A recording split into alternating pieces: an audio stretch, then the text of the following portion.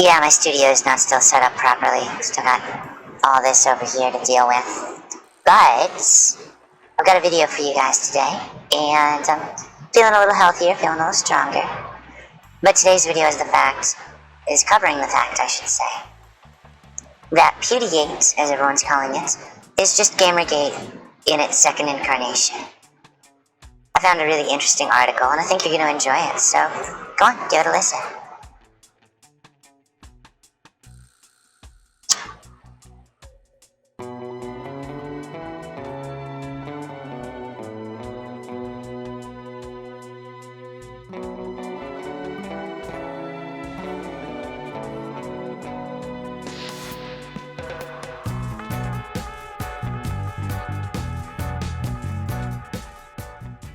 I have never, and will never, purport to speak for any group of people.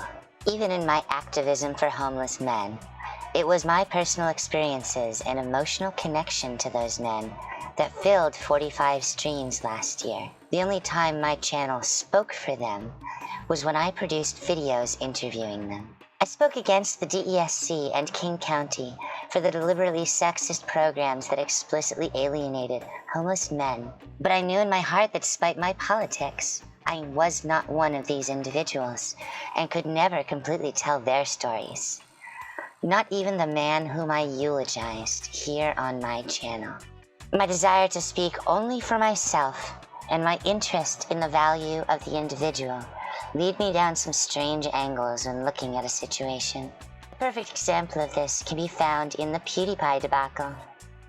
When the Wall Street Journal blatantly attacks PewDiePie, what I see is three people, Ben Fritz, Jack Nicklaus, and Rolf Winkler, working together, given the green light by their editors, Gerard Baker and Paul Gigot, to publish blatant lies about Felix Schellberg, better known as PewDiePie, who, through Maker Studios, was an entertainer and producer of YouTube content for the Walt Disney Corporation.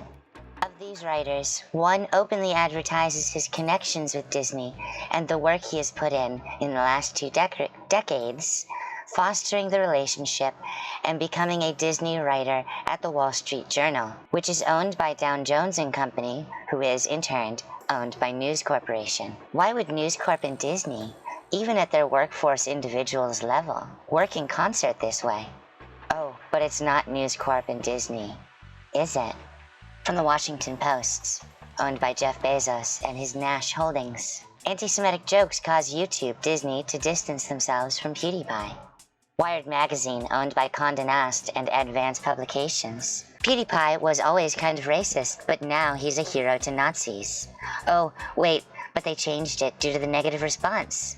PewDiePie's fall shows the limits of LOL-JK. And from Polygon, owned by Vox Inc. PewDiePie and Trump aren't hurting the press, but they desperately want to. Wait, what was that last one? PewDiePie has found himself in the middle of a firestorm this week, and in his latest video about the situation, makes the bizarre assertion that the Wall Street Journal, threatened by his success and influence, is out to hurt him financially. It's a silly assertion backed up by some flimsy logic. PewDiePie, whose real name is Felix Schellberg, is joining his fellow powerful public figures, particularly those in the politically conservative sphere, in claiming that the media can't be trusted and the collective reporting on his videos is a personal attack on him as a person. But it's not a silly assertion, is it, Ben Kuchera? I mean, it's no more silly than a massive but dwindling newspaper whose focus is the Dow Jones Industrial Averages, writing a completely dishonest hit piece with the intent of negatively affecting Schellberg's finances. And honestly, Ben, why did you even write this piece? Already in the second paragraph, you're dismissive of his defense against the mass media corporations which have, through subsidiaries and worms like yourself, painted him like a devil and only make more people interested in what he has to say. Let's continue reading. This is all due to a report the Wall Street Journal published late Monday night, in which the publication highlighted 9 instances of Schellberg using anti-Semitic and Nazi imagery in the service of comedy. The fallout saw him dropped by his biggest corporate sponsors, which are known by the best names in media, Disney and Google, in service of comedy, Ben? Not as jokes? Would that have taken away from the narrative which you're trying to push? And yes, Google and Disney may be his biggest corporate sponsors, but you seem to ignore the greater support he has in the single largest and rapidly growing audience he speaks with directly from his YouTube channel. Skipping ahead, I think what this article shows, more than anything, old school media does not like internet personalities because they're scared of us, he said in a video response, upload to his channel on Thursday morning. Yes, Ben. Gods, I hope someone is listening to this, because this is important. There is no goddamned reason why the Wall Street Journal should be publishing a direct attack piece without prompting against an entertainer that was, until you brought him up, of little consequence to any of you. You did bring this on yourself, Wall Street Journal, and by voicing your opinion, Ben Kuchera, you brought it on yourself to be called out for being such a manipulative bastard.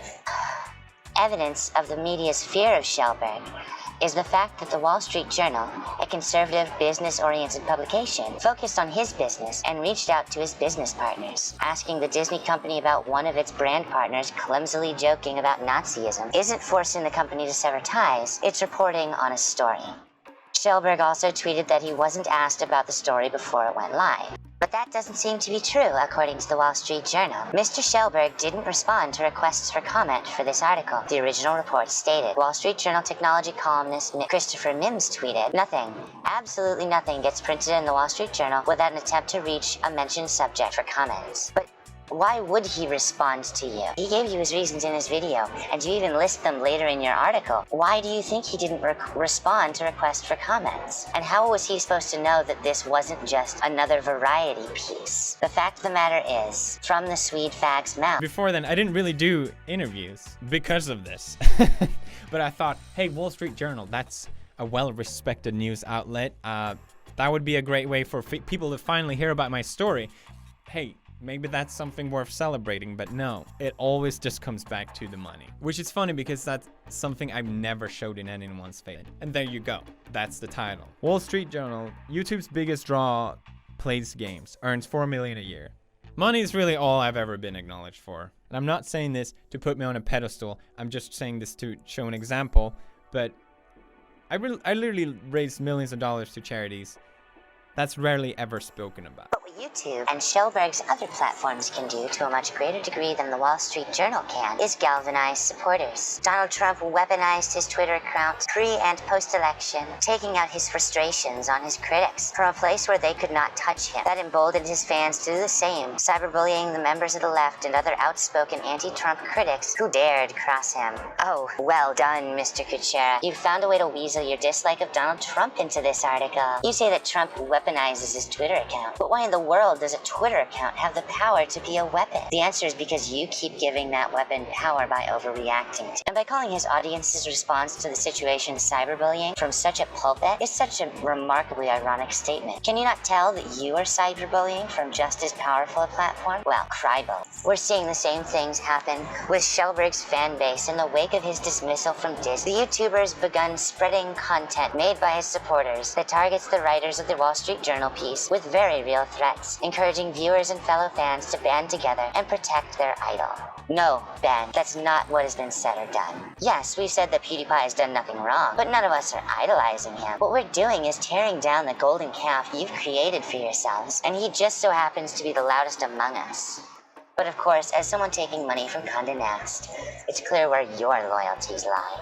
At the same time, Schellberg, Trump, and others of their ilk seem unable to comprehend that these actions are both accessible and viewable by the media. Trump is dismissive of the media for perpetuating stories that do not flatter him. You mean lie about him, right, Ben? Yet consistently provide them with fodder through his Twitter account. Schellberg put himself in a situation where he expects to only be listened to by people who like him. He's resentful when his public videos and messages reach people who may be critical of his performance. Oh my fucking God. Is the world that backwards to you, Ben?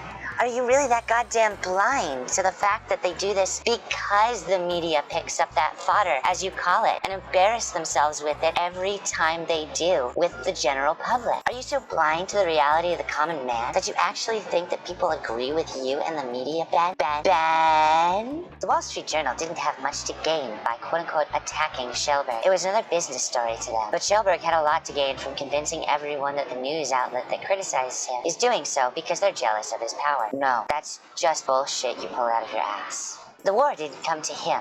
It's a construct he created in order to remain a millionaire with the largest audience on YouTube, who is also the embattled underdog, only trying to do the right thing while sometimes dressing up as a Nazi. Oh my god, there's so much bullshit in this. But you're right about one thing. The Wall Street Journal itself had nothing to gain by attacking PewDiePie. But this wasn't another business story. It was the business story. Much like the Gamers Are Dead article going up shortly before the mass coordinated attack on gamers that led to Gamergate, this article is the first shot fired by the dying media in a salvo of news articles on us in order to retain control of our attention and the social narrative of the situation. Shelberg's self-victimization is a classic tactic used by powerful figures who consider themselves beyond reproach, as BuzzFeed explained. Wait, as BuzzFeed explained? Well, they would certainly know, considering how often they self-victimize. Now, we're just listening to BuzzFeed as a legitimate source of news, Ben? Is that really it?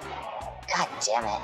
You're really good at hiding the fact you're just as slimy as the three authors of the Wall Street Journal piece. Surprised you're not working for a better news outlet. But notice one last thing. He keeps attempting to paint PewDiePie as claiming victim. Nowhere does PewDiePie consider himself a victim. But notice one thing. They keep attempting to paint PewDiePie as claiming victimhood.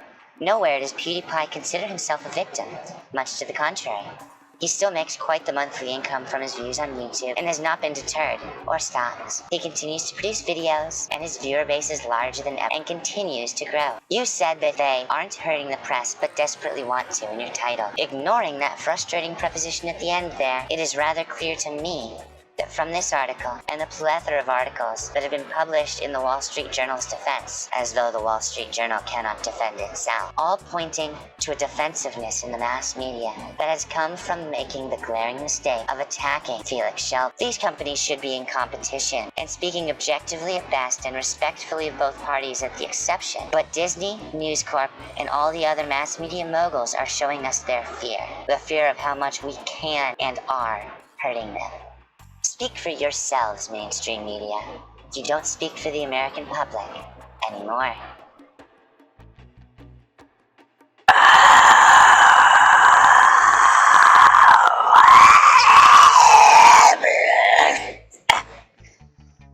Oh my god, doing that was just a pain in the padded fucking ass. Can you believe these people? Can you believe them? They're trying to tell us all what to think. You can't let them win. You can't let them think that they get to decide what the narrative will be. Let the Fourth Estate die. Let it die its miserable little death. Because people like PewDiePie and me and Sargon and all those other YouTubers you love, we're still gonna be here, producing content and letting you know how it is. Bonsoir, my Australians. Mwah.